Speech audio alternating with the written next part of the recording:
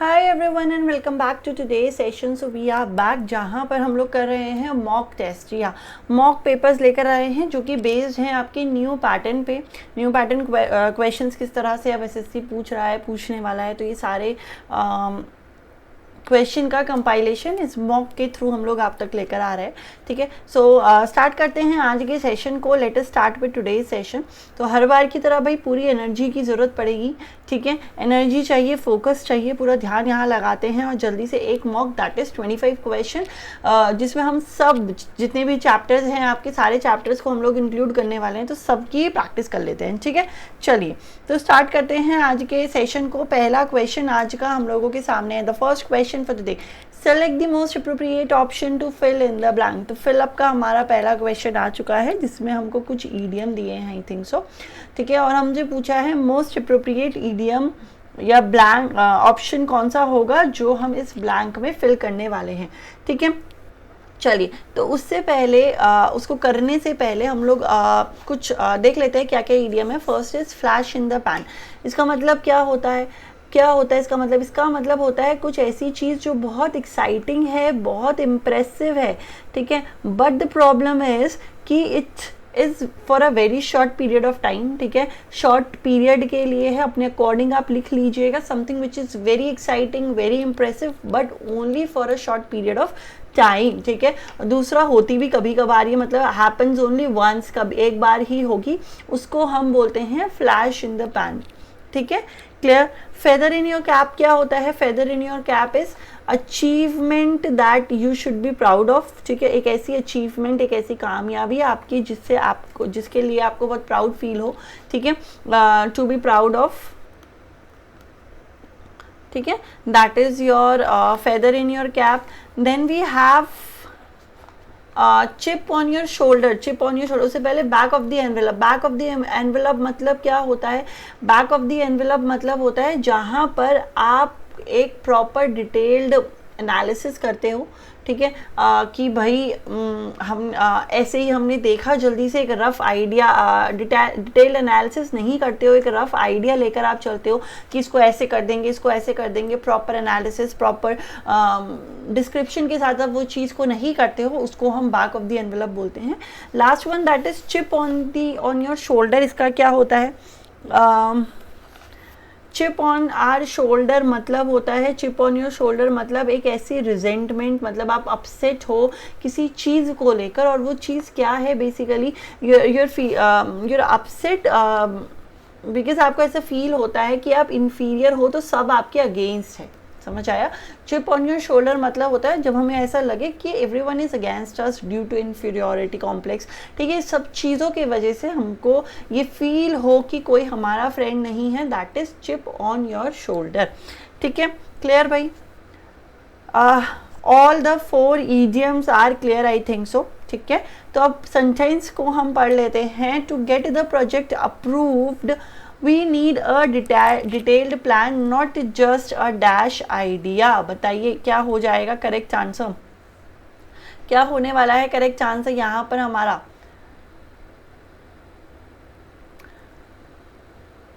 To get the project approved, we need a detailed plan, not just the back of the envelope idea। कि ऐसा नहीं है कि आपने बिल्कुल एनालिसिस नहीं किया, आप चीज़ें प्लान नहीं करी और आपने ऐसे ही चीज़ों को कर दिया, तो ऐसे काम नहीं चलेगा। Basically this is what the sentence is saying. ठीक है, कि अप्रूव अगर आपको कराना है तो आपको एक प्रॉपर डिटेल एनालिसिस के साथ आना पड़ेगा। ठीक है, चलिए आगे बढ़ते हैं। Next, so this was an easy question. Second question की तरफ बढ़ते हैं। Okay, so we have synonym. Synonym का हमारे पास एक क्वेश्चन आया है। ठीक है, इसको करने की कोशिश करते हैं। तो सिनोनिम हमसे पूछा है, देखो चेंज पैटर्न की अगर मैं बात करूं तो क्वेश्चन इसी तरह से चेंज हो रहे हैं कि पहले क्या होता था, नॉर्मली आपको दे दिया जाता था कि इस वर्ड का सिनोनिम बता दो। अब वो क्या कर रहे हैं, वर्ड आपको दे रहे हैं, they are giving you the sentences. 4 option में वो आपको 4 सेंटेंसेस दे रहे हैं। उन सेंटेंसेस के बेसिस पे आपको बताना है कि कौन सा वर्ड सिनोनिम रहने वाला है, कौन सा वर्ड एंटोनिम रहने वाला है। ठीक है, चलिए तो इस क्वेश्चन को करते हैं। Just a second.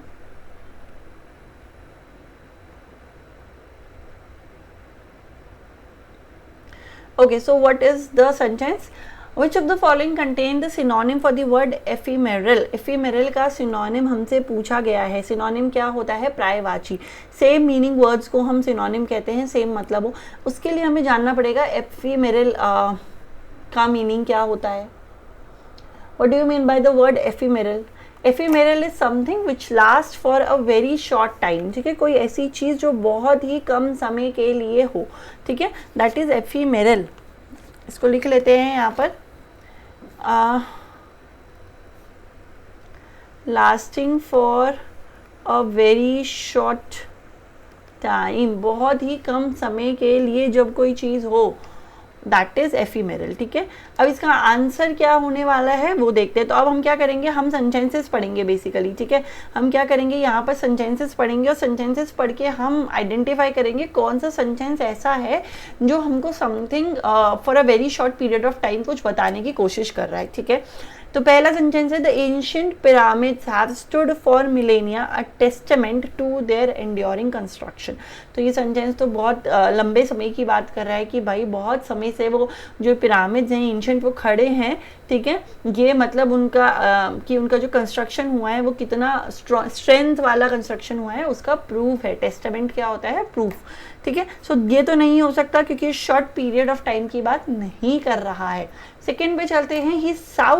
He sought a permanent solution to the recurring problem. तो बार बार आने वाली जो प्रॉब्लम थी उसका एक परमानेंट सोल्यूशन उसने ढूंढ लिया है. तो ये भी कुछ शॉर्ट पीरियड की टाइम की बात नहीं कर रहा है. बी को भी हटा दो. The beauty of the cherry blossom is fleeting lasting for only a short time each spring. जी हाँ, तो ये हमारा करेक्ट आंसर हो जाएगा ऑप्शन नंबर सी. ठीक है, यही बात कर रहा है कि जो ब्यूटी है वो एक शॉर्ट पीरियड ऑफ स्प्रिंग के लिए रहती है, जितनी देर स्प्रिंग रहती है. ठीक है, तो एफीमेरल. अब डी क्या है? Her life long commitment to charity was an inspiration. तो लाइफ लॉन्ग की बात हो गई, नहीं भी पढ़ते तो भी चल जाता, बट क्योंकि प्रैक्टिस कर रहे हैं तो पढ़ लिया. ठीक है, तो सिंपल था. सी हमारा यहाँ पर करेक्ट हो जाएगा. ठीक है, आगे बढ़ते हैं. Moving on to the next question. ठीक है, तो नेक्स्ट क्वेश्चन की तरफ चलते हैं. क्वेश्चन स्पॉट दी एरर का क्वेश्चन अब हमारे सामने आ चुका है. ठीक है, तो स्पॉट दी एरर हमको करना है. देखते हैं क्या रहने वाला है आंसर. ठीक है, okay. The committee was unable to arrive to a decision and the members ended up arguing with one another. तो जो कमेटी थी भाई वो एक डिसीजन नहीं ले पाई और जितने भी मेंबर्स थे उन सब की मतलब बहस चल रही थी, आर्ग्यू कर रहे थे. अब हमें पता होना चाहिए अराइव टू नहीं होता, अराइव एट होता है. When we reach a conclusion, कोई कंक्लूजन तक आप पहुंचते हैं, कोई रिजल्ट तक आप पहुंचते हैं अगर, तो उसको हम अराइव एट बोलते हैं. उसको हम अराइव एट बोलते हैं, अराइव टू नहीं बोलते. ठीक है, तो यहाँ क्या हो जाएगा हमारा correct answer? Option number B हमारा यहाँ पर मोस्ट अप्रोप्रिएट ऑप्शन बन जाएगा. ठीक है, okay. Now we have the fourth question. Fourth question की तरफ चलते हैं. Select the term which means the same as the given groups of word. बताइए. A person who is skilled in the study of language as a system including its structure, history, relationship and to other languages. भाई एक ऐसा इंसान जो मतलब language में मतलब सब कुछ पता है उसको, उसका सिस्टम पता है, उसका मतलब कैसे उसका स्ट्रक्चर हुआ है, हिस्ट्री क्या है, रिलेशनशिप विद अदर लैंग्वेजेस क्या है. तो ऐसे स्किल्ड पर्सन को आप क्या बोलेंगे? पॉलीग्लॉट, लेक्सिकोग्राफर, लिंग्विस्ट या फिर फिलोलॉजिस्ट. क्या हो जाएगा most appropriate option fourth question के लिए? तो ऐसे इंसान को हम क्या बोलते हैं? लिंग्विस्ट. ठीक है, लिंग्विस्ट इज अ पर्सन जिसको एक पर्टिकुलर लैंग्वेज के स्ट्रक्चर, हिस्ट्री सब कुछ उसको पता होता है, उसको हम लिंग्विस्ट बोलते हैं. पॉलीग्लॉट क्या होता है? पॉलीग्लॉट का मीनिंग क्या होता है? पॉलीग्लॉट इज अ पर्सन भाई जो बहुत सारी लैंग्वेजेस को जानता है. ठीक है, जो बहुत सारी लैंग्वेजेस को जानता है. पॉली मतलब मैनी होता है, ग्लॉटस speaks many languages, speaks many है ये. ठीक है, ई हटा देना. Many languages, speaks many languages, that is polyglot. ठीक है, लेक्सिकोग्राफर कौन होता है? लेक्सिकोग्राफर इज अ पर्सन जो डिक्शनरी को कंपाइल करता है, कंपाइल डिक्शनरी. ठीक है, जो डिक्शनरी आप पढ़ते हैं उसको कंपाइल करने वाले इंसान को लेक्सिकोग्राफर कहते हैं.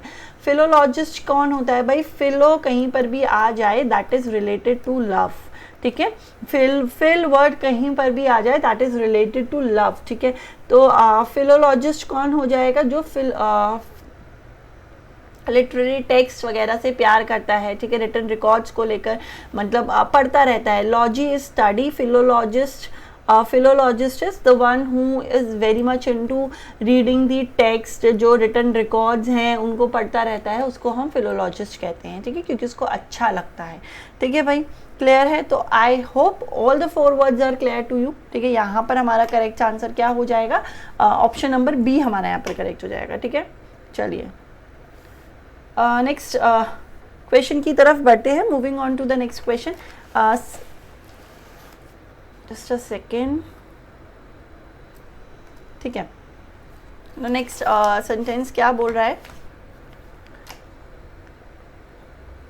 Select the option that expresses the given sentence in active and passive का है, ठीक है।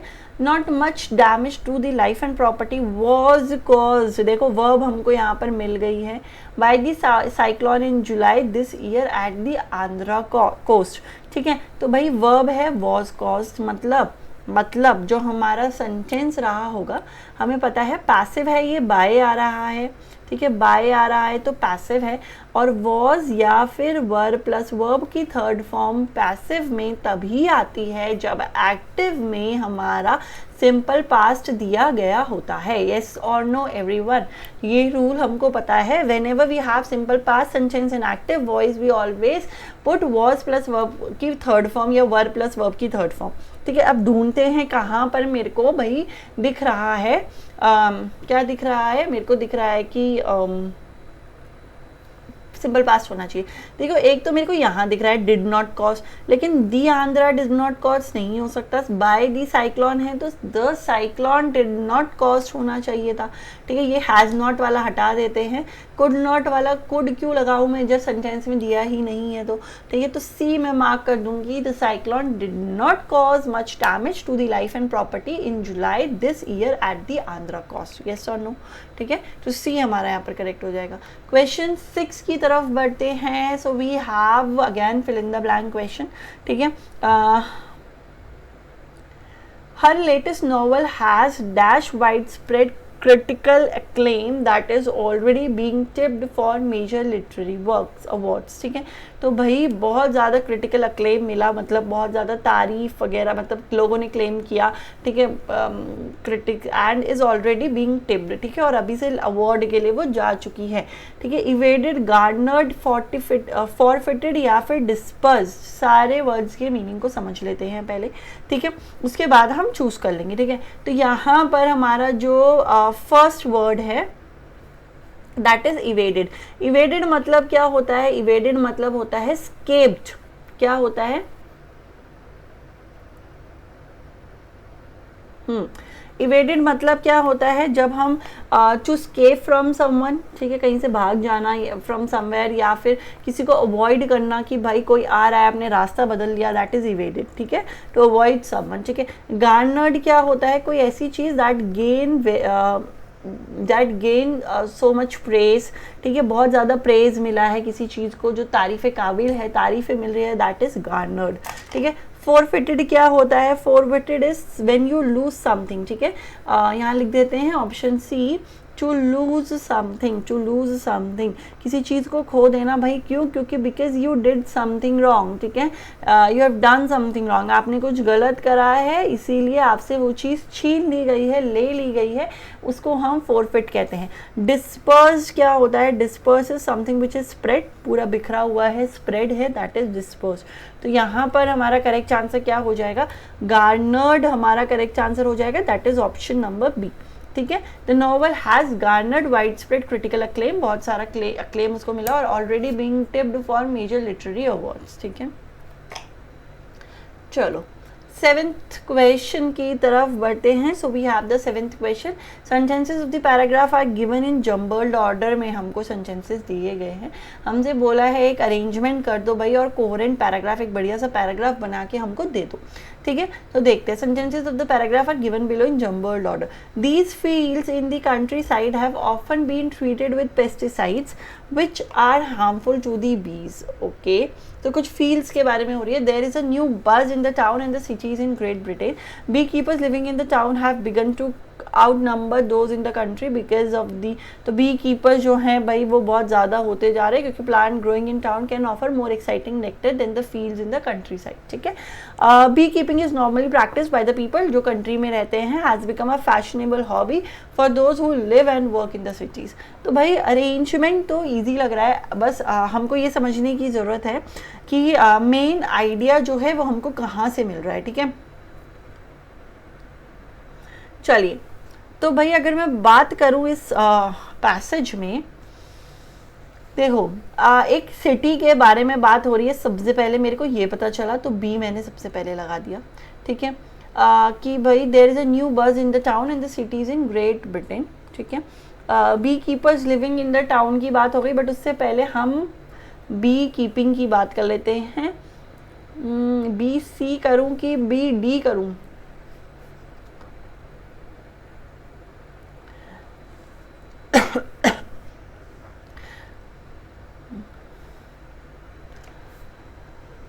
ऑप्शन नंबर बी को हम यहाँ पर मार्क कर देंगे. बी हमने सबसे पहले मार्क कर दिया. फिर we will put the sentence की बी कीपिंग जो है नॉर्मली प्रैक्टिस की जाती है, क्योंकि यहाँ पे देखो यहाँ पर हमने बोला ग्रेट ब्रिटेन के टाउन में एक नया बस है, और उसके बाद जो बी कीपिंग है normally practice by the people जो कंट्री में रहते हैं. अब ये फैशनेबल हॉबी बन गई है जो लिव और वर्क कर रहे हैं सिटीज़ में उनके लिए. ठीक है, फिर हमने बात करी कि जो बी कीपर्स हैं, अब क्योंकि हम बी कीपर्स की हॉबी के बारे में बात कर रहे हैं. ठीक है, उन्होंने आउट नंबर कर दिया जो कंट्री में रह रहे थे उन लोगों को, क्योंकि भाई जितना नेक्टर वो प्लांट्स इन द कंट्री से मतलब प्लांट्स इन द सिटी से ले रहे उतना हमें कंट्री साइड से नहीं मिल पा रहा था, कुछ ऐसा वो बोल रहा है. These fields in the country side have often been treated with pesticide. क्यों नहीं मिल पा रहा भाई? क्योंकि उन पे पेस्टिसाइड पड़ा हुआ है जो हार्मफुल रहता है बीज के लिए. तो बी हम मार्क कर देंगे. बी से ही हमको अपने सेंटेंस को शुरू करना है.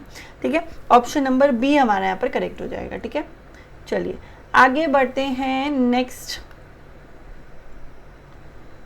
क्वेश्चन की तरफ. ठीक है,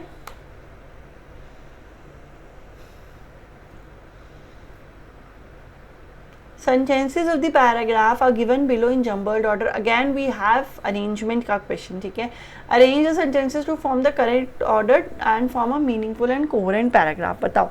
and hacking is a common method. And से कभी सेंटेंस शुरू नहीं होता. ए ऑप्शन दिया भी नहीं है, बी ही दिया है, तो बी ज़्यादा दिया है, बी पढ़ लेते हैं.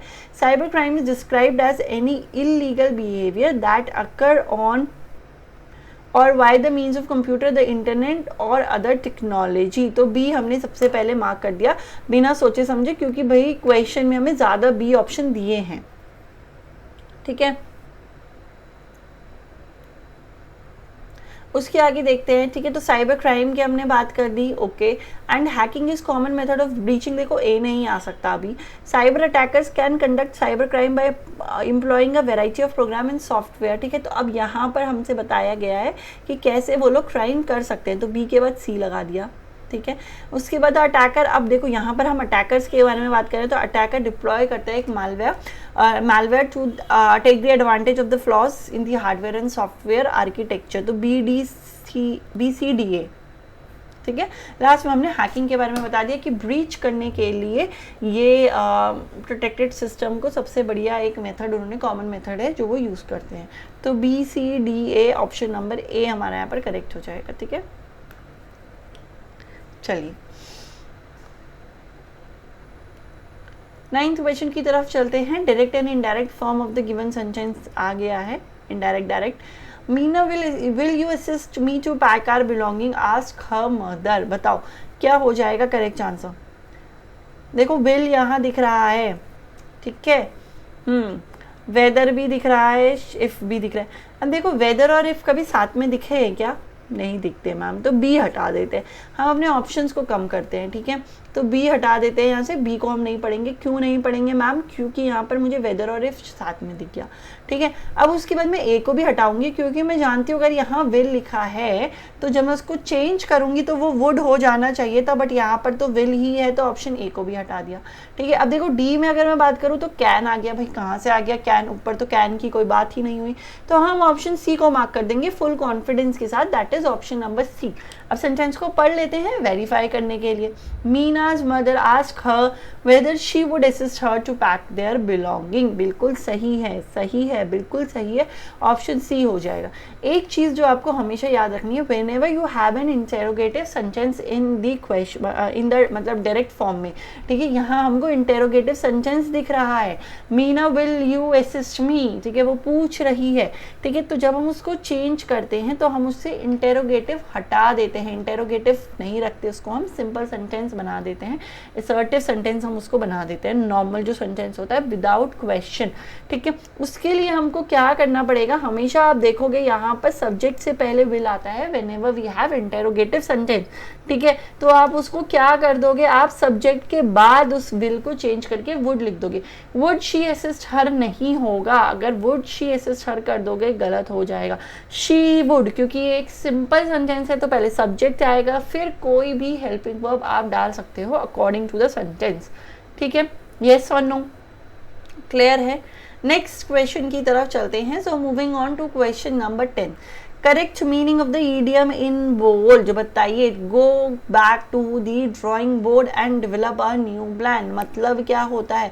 After his initial business fail हो गया तो उसने डिसाइड किया कि go back to the drawing board and develop a new plan. Sentence देखकर ही समझ आ गया होगा। To start over from the beginning after a failed attempt, to copy someone else idea, भाई कॉपी की तो बात ही नहीं हो रही, टू गिव अप की बात भी नहीं हो रही है, टू सीक फाइनेंशियल असिस्टेंस की बात भी नहीं हो रही है, ए मार्क कर दीजिए। Going back to the drawing board का मतलब क्या होता है? जब आप किसी चीज को स्टार्टिंग से शुरू कर रहे हैं after a failed attempt, option A, ठीक है। 11th क्वेश्चन की तरफ बढ़ते हैं। Most appropriate antonym of the given word, abate हमारे सामने एक वर्ड है, ठीक है। अबेट का हमसे एंटोनिम दैट इज ऑपोजिट, हमसे अबेट वर्ड का ऑपोजिट पूछा गया है, ठीक है। तो कैसे करोगे भाई इसको? देखो, अबेट करना मतलब क्या होता है? किसी को कम कर देना। अबेट करना मतलब क्या होता है? To reduce something, to decrease something, to decrease something. Diminish करना भी किसी चीज को छोटा कर देना होता है, ठीक है, स्मॉल कर देना, ठीक है। सबसाइड मतलब भी क्या होता है? सबसाइड इज अगेन किसी चीज को रिड्यूस कर देना होता है, जो बिकम लेस इंटेंस आप बोल सकते हो। कोई चीज कम वायलेंट हो गई, लेस इंटेंस हो गई, ठीक है, इंटेंस। और वेन क्या होता है? वेन इज अगेन धीरे धीरे गायब हो जाना, ठीक है। तो डिक्रीज कर जाना, डिक्रीज कर जाना, तो ये सारे तो सिनोनिम हो गए। इंटेंसीफाई को छोड़ दो। इंटेंसीफाई करना मतलब किसी चीज को इंक्रीज कर देना, बढ़ा देना, दैट इज इंटेंसीफाई, ठीक है। तो antonym for the word abate क्या हो जाएगा? इंटेंसीफाई करेक्ट हो जाएगा। नेक्स्ट क्वेश्चन की तरफ चलते हैं। 12th again we have active and passive. एक और क्वेश्चन हमने एक्टिव पैसिव का करा था। Rani's car is 12 years old but it has not been used much. Okay, ठीक है, it has not been used much, ठीक है। तो बताओ कैसे हम इसको करने वाले हैं और 12th क्वेश्चन का करेक्ट आंसर क्या हो जाएगा, ठीक है।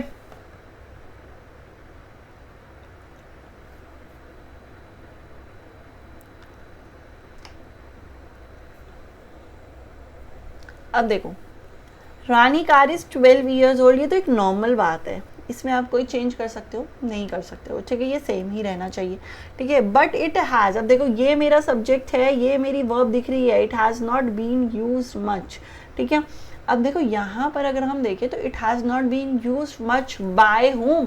बाय रानी, वो एक्स्ट्रा है जो उन्होंने नहीं लिखा, ठीक है। तो ऑब्वियसली मेरा जो सेंटेंस है ये तो पैसिव में है, ये तो मुझे समझ आ गया, ठीक है। अब यहाँ पर हैज़ नॉट बीन आ रहा है, बीन आ रहा है। बीन हमारा तब आता है जब हमारे पास सेंटेंस परफेक्ट में होता है, ठीक है। तो Rani car is 12 but she isn't नहीं हो सकता।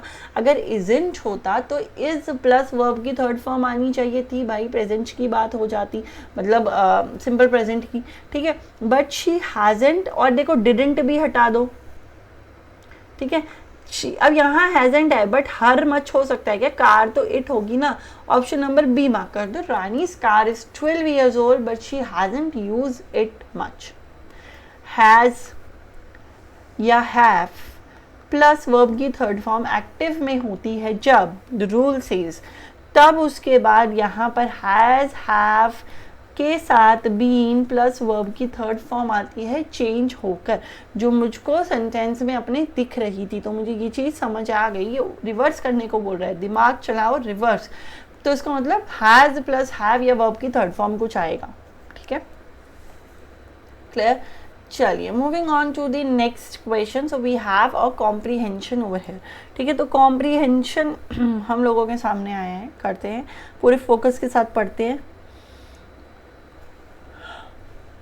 ठीक है,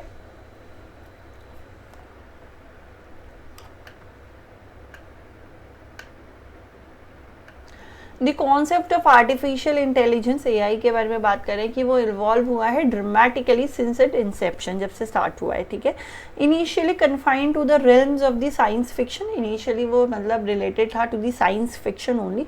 AI is now a tangible and influential part of our daily life. लेकिन अगर हम अब बात करें तो अब ये एक टेंजिबल और इन्फ्लुएंशियल, एक ऐसा पार्ट जो हमें इन्फ्लुएंस कर रहा है। ठीक है, tangible is something which can be seen, which can be touch.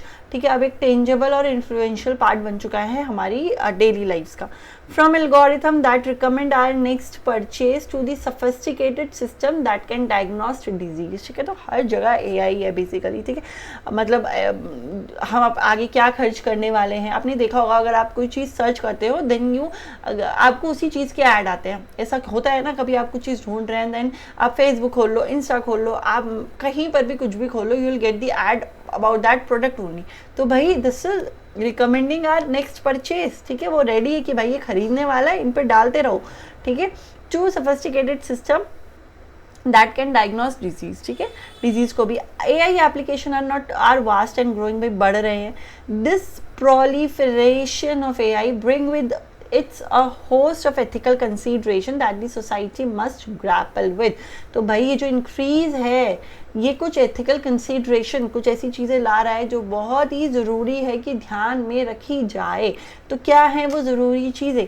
One of the primary ethical dilemmas is the issue of job displacement. Obvious सी बात है भाई, एआई सारा काम कर लेगा तो लोगों की इतनी ज़रूरत नहीं पड़ेगी, तो जॉब डिस्प्लेसमेंट एक इशू है।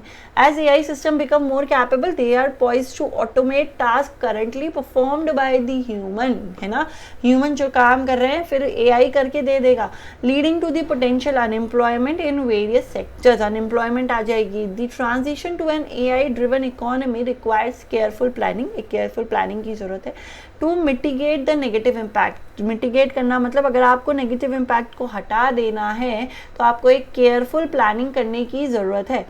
negative impact on the workforce including retaining programs and social safety net। ठीक है, retraining programs तो मतलब ज़रूरी है कि आप programs को ध्यान दें, आप social safety nets यूज़ करें। ठीक है, ताकि हर चीज़ बाहर ना जाए। ठीक है, another significant concern is the potential for bias in AI algorithm. AI system learn from the data they are trained on.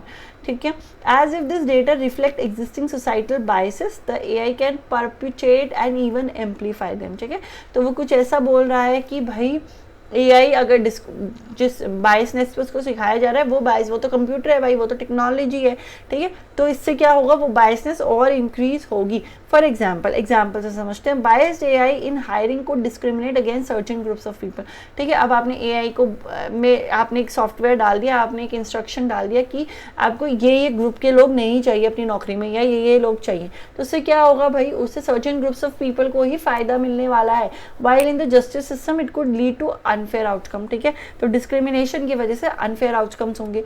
Then we have ensuring fairness and transparency in AI is crucial to prevent the technology from reinforcing inequality. तो भाई ये सारी चीज़ों को ध्यान रखने की बहुत ज़रूरत है ताकि क्या हो, ताकि इक्वालिटी मेंटेन रहे। ठीक है, ताकि इक्वालिटी जो है वो मेंटेन रहे। फर्दर मोर आगे हम बात करें the question of The question of accountability arises from AI system make critical decisions.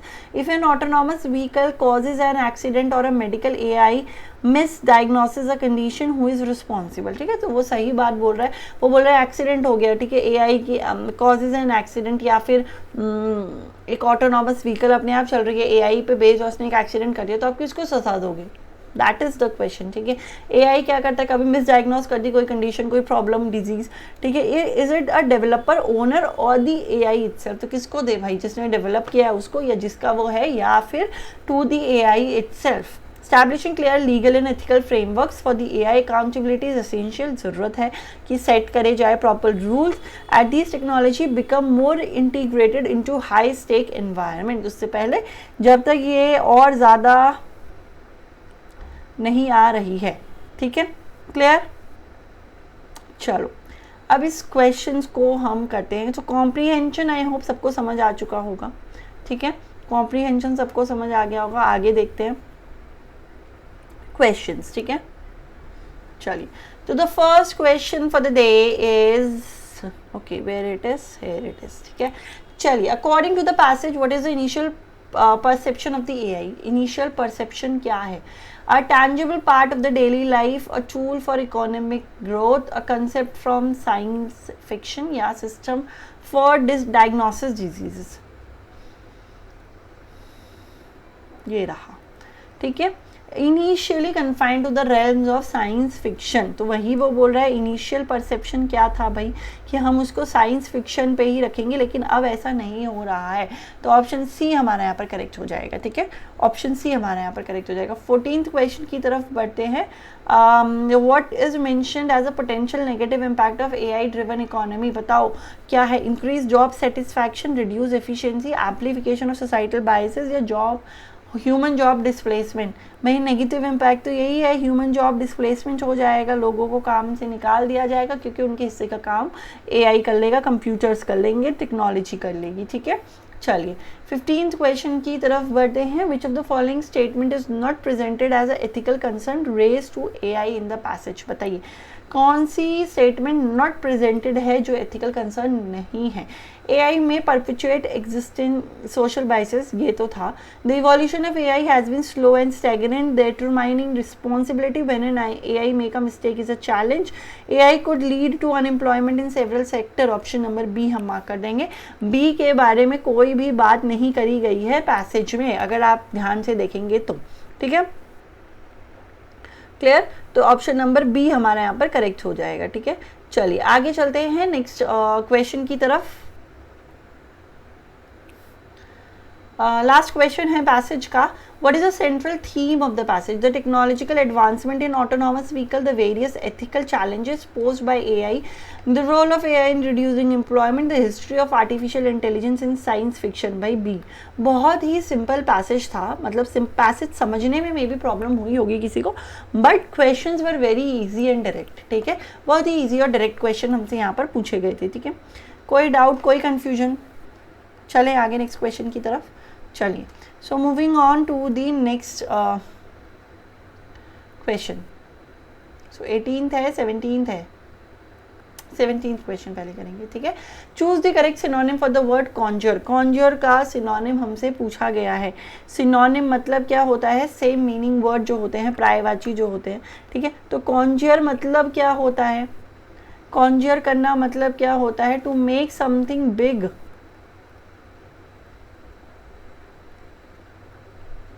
That is conjure, ठीक है।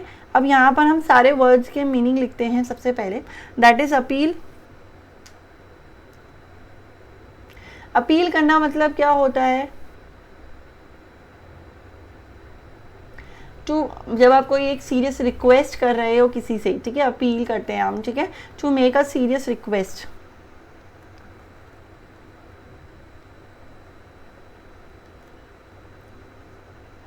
ठीक है, मतलब आप बड़ा, मतलब एक सीरियस रिक्वेस्ट आप लेकर। क्वाइट क्या होता है? क्वाइट ये शांत वाला क्वाइट है कि दूसरा वाला क्वाइट है? क्वाइट इज वेरी लिटिल और नो नॉइज आप बोल सकते हो, ठीक है, लिख लो इसको भी, वेरी लिटिल या नो नॉइज। अपीज क्या होता है? Appease is again to make somebody calmer और लेस एंग्री, जब हम किसी के गुस्से को शांत कर देते हैं।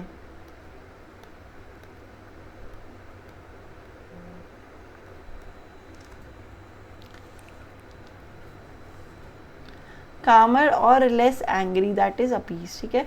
कंटेंट क्या होता है? कंटेंट इज जो भी कंटेंट हम प्रोवाइड कर रहे हैं, मैटर जो हम प्रोवाइड, मटेरियल जो भी हम आप लोगों को प्रोवाइड कर रहे हैं।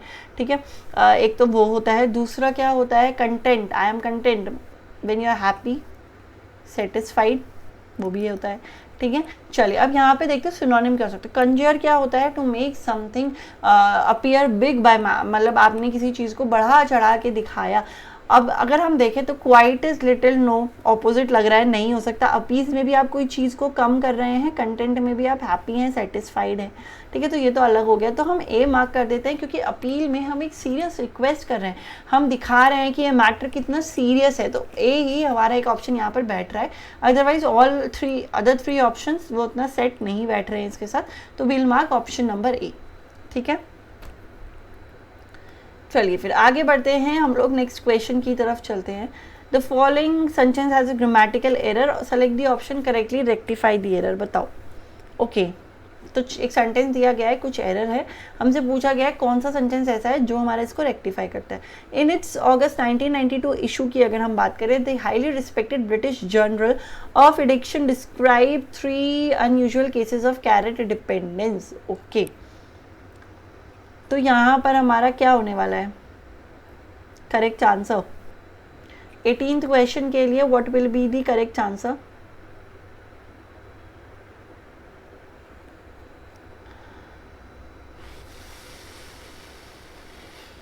देखो टाइम हमें बोला गया अगस्त 1992 में। ठीक है। That is something which happened in the past, तो आपने यहाँ पर डिस्क्राइब लिख दिया, एरर तो है मैम। ठीक है। अब यहाँ पे वॉज डिस्क्राइबिंग, पास्ट परफेक्ट नहीं आ सकता, सॉरी कॉन्टिन्यूस नहीं आ सकता, यहाँ पे सिर्फ डिस्क्राइबिंग, ये तो बिल्कुल गलत है। ये रहा मेरा पास्ट में, हैज़ बीन डिस्क्राइब्ड भी नहीं होगा। जब कभी भी आपको कोई सेंटेंस ऐसा दिया जाए जहाँ पर आपको ये चीज़ पता चल जाए अगस्त 1992, yesterday, 4 days before, exact time आपको पता चल रहा है कि this happened in the past with the time given, तो वहाँ पर आप हमेशा सिंपल पास्ट को लगा देते हैं, बहुत ईजी। ठीक है। तो यहाँ क्या हो जाएगा? In August 1992 issue was highly respected British journal of addiction described 3 unusual cases of carrot dependence. Option number C correct हो जाएगा। ठीक है। क्लियर है भाई? चले आगे 19th पर।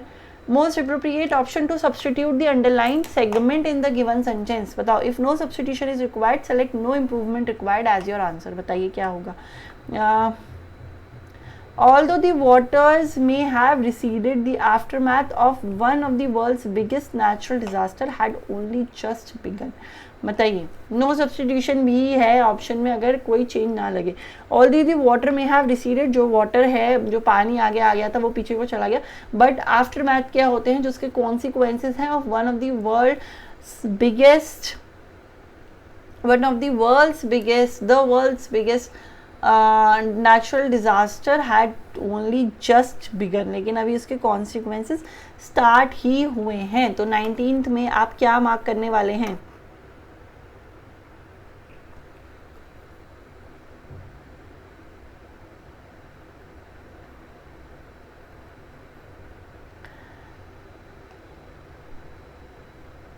कोई एरर दिख रहा है क्या? The aftermath of one of the world's biggest natural disaster. Okay error कहाँ पे है अभी बताओ? एक रूल, वन ऑफ दी के बाद हमेशा plural noun, always plural noun. अब देखो यहाँ अगर हम देखो तो ये वर्ल्ड का बिगेस्ट है, क्या है? Natural disaster. तो नाउन तो मेन हमारा ये है कि हम डिजास्टर के बारे में बात करें जो वर्ल्ड का बिगेस्ट नेचुरल डिजास्टर है। तो क्योंकि ये नाउन है तो हमें इसको प्लूरल बनाना पड़ेगा। यहाँ पर तो प्लूरल दिख नहीं रहा, तो ये एरर हो गया। अब मुझे प्लूरल दिख रहा है, यहाँ पर हैज़ लगा दिया है, यहाँ पर नहीं दिख रहा, ऑप्शन ए में। तो ऑप्शन ए में मार्क कर दूंगी 19th के लिए। करेक्ट आंसर ऑप्शन नंबर ए। ठीक है। क्लियर है? 20th क्वेश्चन की तरफ चलते हैं। Most appropriate option to fill in the blank. बताओ। If you are the one who is planning to lose weight, remember you to keep your snacking, outgoing, prejudice, uncontrolled या moderate? बहुत ही simple question है कि भाई अगर आप plan कर रहे हो to lose the weight, remember to keep your snacking moderate, कि ठीक ठाक करो ना बहुत ज़्यादा करो, ठीक है। Out going is something which is out going चल रहा है। प्रिजुडिस क्या होता है? Prejudice is something when you are bias, ठीक है, किसी एक पर्टिकुलर चीज़ को लेकर आप बायस है कि भाई मेरे ग्रुप का है, मेरी कम्युनिटी का है, तो मैं इसकी तरफ रहूँगा, that is prejudice. Uncontrolled is something which is not controlled, that is uncontrolled. तो डी हम यहाँ पर मार्क कर देंगे 20th के लिए करेक्ट आंसर, ठीक है। चलिए 21 पे चलते हैं। The sentence that has a spelling mistake किसमें है? The government is taking necessary measure to combat inflation. कोई एरर दिखा मुझे यहाँ पर?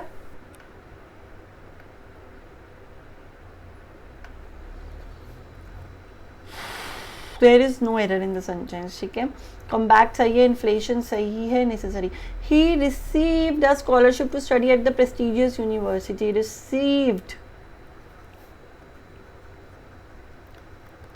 received, CEIVED, option number B. Committee recommendation was to proceed with the project, सही है। द परसिस्टेंट एफर्ट फाइनली, ठीक है भाई, ऑप्शन बी हमारा मार्क हो जाएगा। रिसीव्ड में हमारा एरर छुपा हुआ है, ठीक है। सो 21 का करेक्ट आंसर क्या हो जाएगा? ऑप्शन नंबर बी, ठीक है। चलिए नेक्स्ट क्वेश्चन की तरफ चलते हैं। The following sentence has been split into 4 segment, identify जिसमें ग्रामेटिकल एरर हो। बताओ किसमें हमारा ग्रामेटिकल एरर दिख रहा है? When Sanatan ask mister Jignesh for a fresh evaluation of his performance in the last financial year, little did him no, okay error तो है, that the result will come out worse than expected. तो 22 का correct answer क्या होने वाला है?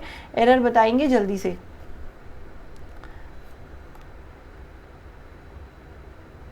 Little did him no होता है कि लिटिल डिड ही होता है? क्या हो जाएगा करेक्ट आंसर? एरर तो यहीं पर है ना मैम, हिम में, तो यहाँ क्या हो जाएगा? Little did he know. Did के बाद आप सब्जेक्टिव प्रोनाउन यूज करो भाई, ही होगा, हिम नहीं होगा, ऑब्जेक्टिव नहीं आएगा, ठीक है। तो वो क्या बोल रहा है? समातन ने मिस्टर जिग्नेश से कहा कि एक फ्रेश इवैल्यूएशन कर दो भाई मेरी परफॉर्मेंस का, ठीक है, तो रिजल्ट और भी बुरे आ गए, ठीक है। तो little did he know that the results will come out worse than expected. तो ऑप्शन नंबर डी हमारा यहाँ पर करेक्ट हो जाएगा, ठीक है। 23 की तरफ बढ़ते हैं। Option that expresses the given sentence in passive voice, बताइए। My child broke many toys in the shop, he even threw the painting, बताइए। पैसिव वॉइस में करना है, okay. broke many toys in the shop, तो क्या हो जाएगा? Simple है भाई, ब्रोक हम बात कर रहे हैं, देखो सिंपल पास्ट में हमारे पास है, तो वॉज या वर लगा के आप वर्ब की थर्ड फॉर्म लगा दो भाई, आंखें बंद करके, कुछ नहीं करना है। तो क्या हो जाएगा? Many toys in the shop have been broken लगाओगे क्या? नहीं, ठीक है। यहाँ पर है वर ब्रोकन, यहाँ पर भी है वर ब्रोकन, यहाँ पर भी है, तो क्या हो जाएगा correct answer? Many toys in the shop were broken by the child, same लिखा है क्या? आगे देखो, आगे क्या है? He even threw the paintings, तो क्या हो जाएगा? Threw is again in the past form, even the painting have been thrown आएगा क्या? हैव कहाँ से आ गया? Were thrown, option number C में दिख रहा है, ठीक है, ये भी हटा दो, हैज इवन थ्रोन नहीं होगा, ठीक है। ऑप्शन नंबर सी हमारा करेक्ट हो जाएगा, even the painting were thrown by him, ठीक है। 24 की तरफ बढ़ते हैं। Option that can be use as one word substitute for the underline group of the words in the given sentence. The politician's speech was full of empty promises and high-sounding phrases, a classical example of speech that is intended to sound important but is not sincere or effective। बताइए क्या कहते हैं ऐसे शब्द को, ऐसे चीज़ को, कि एक ऐसी स्पीच जो इंटेंडेड टू साउंड इम्पॉर्टेंट, जो लगे इम्पॉर्टेंट है बट सिंसियर नहीं है, इफेक्टिव नहीं है, उसको हम बोलते हैं कहाँ गया? उसको हम बोलते हैं रिटोरिक। रिटोरिक क्या होता है? कोई ऐसी चीज जो उतनी इफेक्टिव नहीं है, ठीक है, दैट इज रिटोरिक। क्लियर है 24 का correct answer? Option number A. Eloquence क्या होता है भाई? कोई ऐसा इंसान जो बहुत ही फ्लुएंट है, परसुएसिव है इन राइटिंग, बहुत ही बढ़िया फ्लुएंट है इन राइटिंग और स्पीकिंग, दैट इज एलिक्वेंस। ठीक है, राइटिंग और स्पीकिंग में बहुत एक्सपर्ट है, दैट इज एलोक्वेंस। आर्टिकुलेशन क्या होता है? जब हम क्लियरली कोई चीज़ को बोलते हैं, दैट इज आर्टिकुलेशन। ठीक है, क्लियर डिस्टिंक्ट साउंड के साथ आप कोई चीज़ को बोल रहे हैं, क्लियर डिस्टिंक्ट साउंड के साथ आप कोई चीज़ बोल रहे हो। ओरेशन इज अगैन ओरेटरी, आपने पढ़ा होगा कि कोई बहुत बढ़िया स्पीच देता है, दैट इज ओरेशन, बहुत बढ़िया तरीके से समझाता है, बोलता है, दैट इज ओरेशन। ठीक है, चलिए moving on to the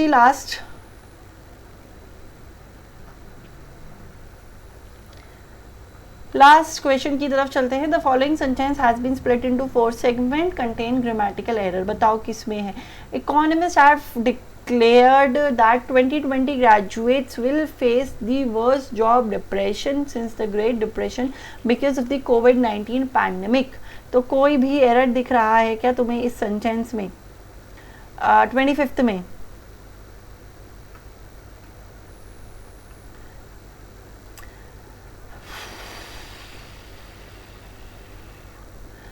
economist के साथ हैव आएगा, सही है, प्लूरल में बात कर रहे हैं, हैव के बाद वर्ब की थर्ड फॉर्म बिल्कुल सही है कि 2020 के जो ग्रेजुएट हैं विल फेस। ठीक है, वो फेस करेंगे, क्या फेस करेंगे? विल के बाद वर्ब की फर्स्ट आ गया, एक सेकेंड, विल के बाद वर्ब की फर्स्ट फॉर्म लिखी गई है। द वर्स्ट होगा ना, द के साथ हमेशा सुपरलेटिव की सबसे सुपरलेटिव डिग्री हम लगाते हैं हमेशा। बैड वर्स्ट होता है, टी आएगा।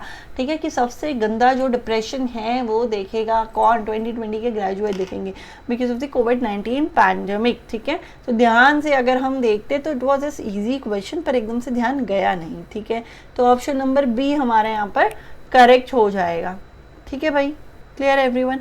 So here we have completed one more mock। ठीक है, 25 क्वेश्चन हम लोगों ने कंप्लीट कर लिए। भाई पढ़ते रहो, अपना ध्यान रखो, मिलते हैं नेक्स्ट सेशन में। Till then take care, all the very best. ठीक है, चलिए।